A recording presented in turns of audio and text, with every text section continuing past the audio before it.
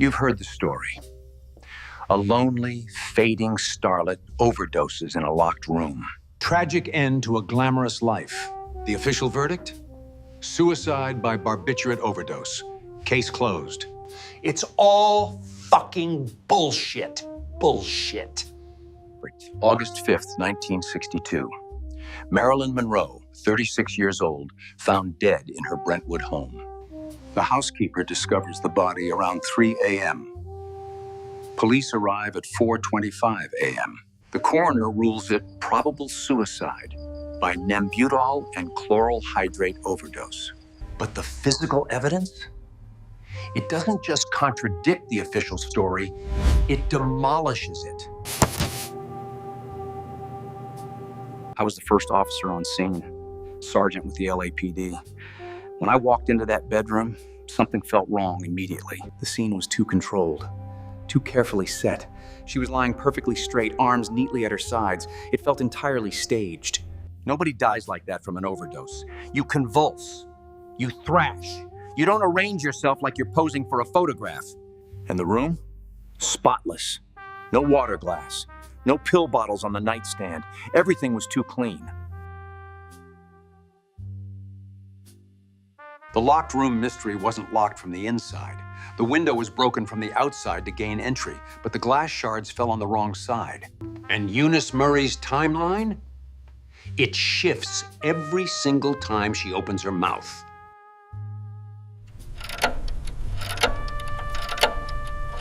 I found her around midnight. No, wait, 3 a.m. I saw the light under her door and I just knew something was wrong. Dr. Greenson came and broke the window. Or maybe I called him after. I don't remember exactly. It's all very confusing. This wasn't about depression. This wasn't about Hollywood breaking another fragile star. This was about the Cuban Missile Crisis, the Mafia, and the Attorney General of the United States. Marilyn Monroe wasn't a victim of Hollywood.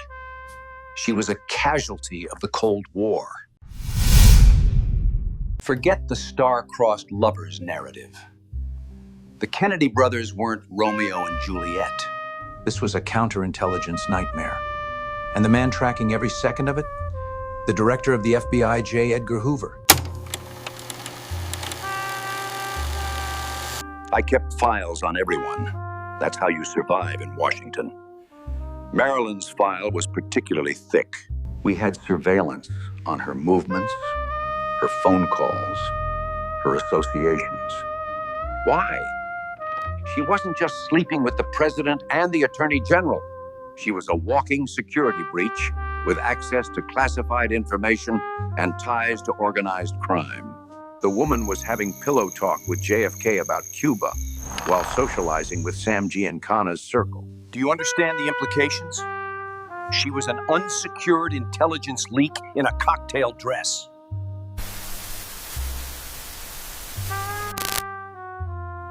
Here's how it worked. Frank Sinatra introduces Marilyn to the Kennedys through Peter Lawford, JFK's brother-in-law.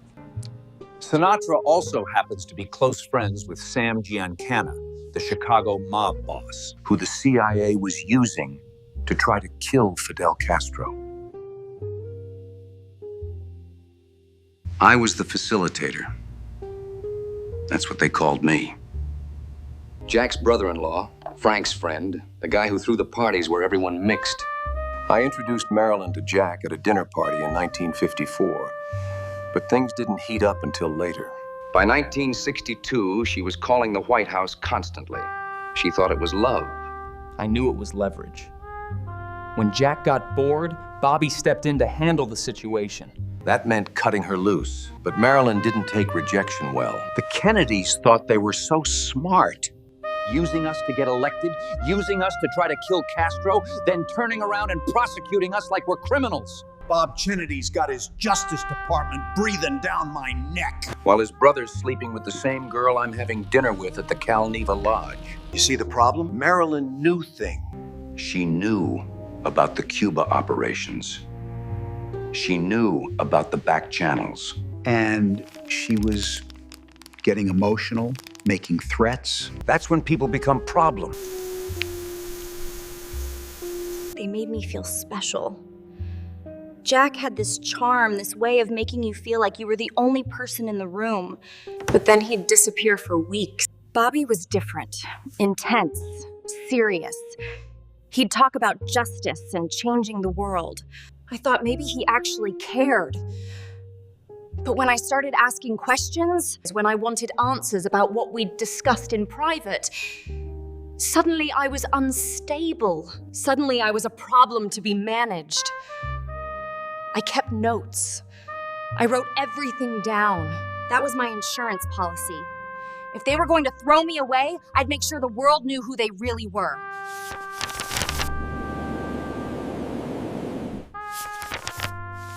Think about what she knew. The Bay of Pigs. Operation Mongoose, the CIA's plots to assassinate Castro using mafia hitmen. Back-channel negotiations with the Soviets during the Cuban Missile Crisis. All of this discussed in bed, after drinks, in moments when powerful men forget who's listening. Multiple witnesses described it. A small red diary. A book of secrets. Marilyn allegedly kept detailed notes. Names, dates, classified information. She called it her insurance policy. I wasn't stupid. I knew how this worked. Men like Jack and Bobby, they use you and then they erase you. So I started writing everything down. Every conversation. Every name they mentioned. Operation Mongoose. Sam Giancana. Johnny Roselli. The plots against Castro. I kept it all in a little red book. I thought documentation would keep me safe. I was wrong. The diary didn't contain gossip. It allegedly contained operational details. It named names. It connected the dots between the White House, the Justice Department, and organized crime. When I heard she was keeping notes, I knew we had a problem. This was about national security. If that diary went public, it would expose illegal collaboration to commit political assassination on foreign soil. It would destroy the administration, and it would possibly start World War III. We had to contain it. My agents reported she had dangerous information. She planned to reveal White House secrets. We had surveillance on her phone lines. We knew she wasn't bluffing. She had become a national security threat. The trigger event happened in late July 1962. She was planning to go public. I flew to her house. I begged her to reconsider. Marilyn, these are people who make problems disappear. She looked at me and said, "Let them try. I have proof." That's when I knew she was gonna die. The house at 5th Helena Drive was bugged by everyone. Everyone was listening. When she started talking about going public with the Cuba stuff, that wasn't just dangerous for the Kennedys. If she exposed the outfit's role, we'd lose our leverage. Bobby would have no reason to back off. We'd all go to prison. Or worse. Her final hours were likely recorded. The motive was clear. She was threatening to expose the collusion. She had documentation. She had names. So they made the call. The timeline doesn't work. Let's reconstruct what actually happened that night. Eunice Murray claims she found the door locked. They call Dr. Greenson, who arrives and breaks the window. Police are called at 4:25 a.m., except multiple witnesses placed the ambulance at the house hours earlier, around midnight.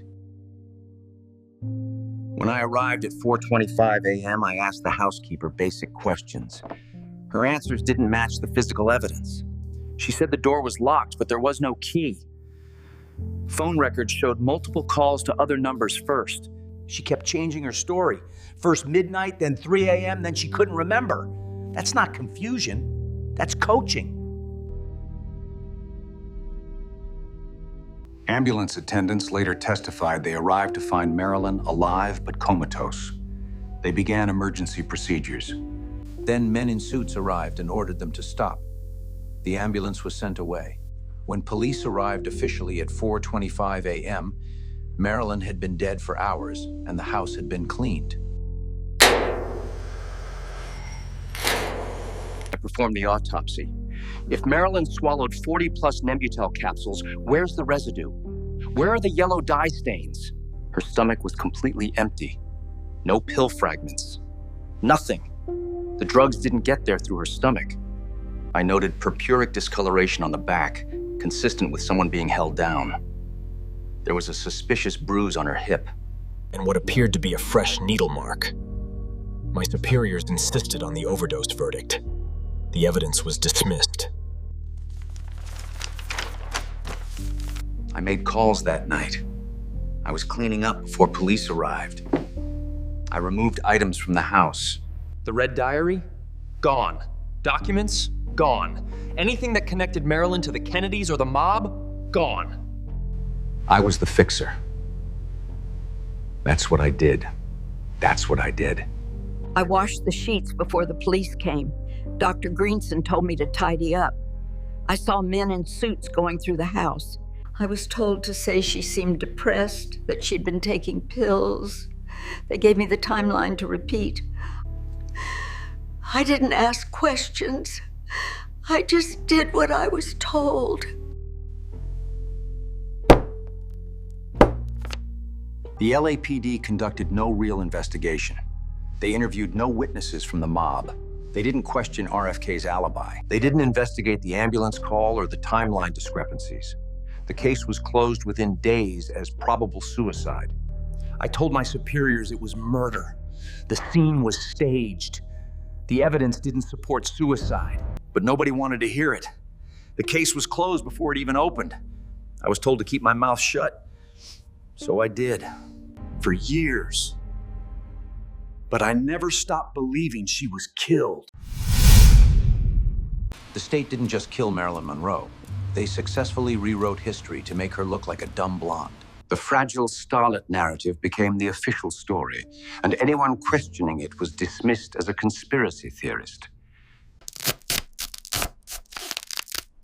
They erased me twice. Once when they killed me, and again when they turned me into a cautionary tale about Hollywood excess. I wasn't a victim of fame. I was a victim of power. The files are still redacted. The diary is still missing. The key players are all dead. We can't prosecute ghosts, but we can stop believing the lie. The evidence doesn't support suicide. The timeline doesn't work. The medical findings contradict the official cause of death. And the motive, silencing a woman who threatened to expose the Kennedy Mafia-Cuba connection, is documented in declassified files. Case closed? Not even close. We have reached the end of this sad story. See you in the next video.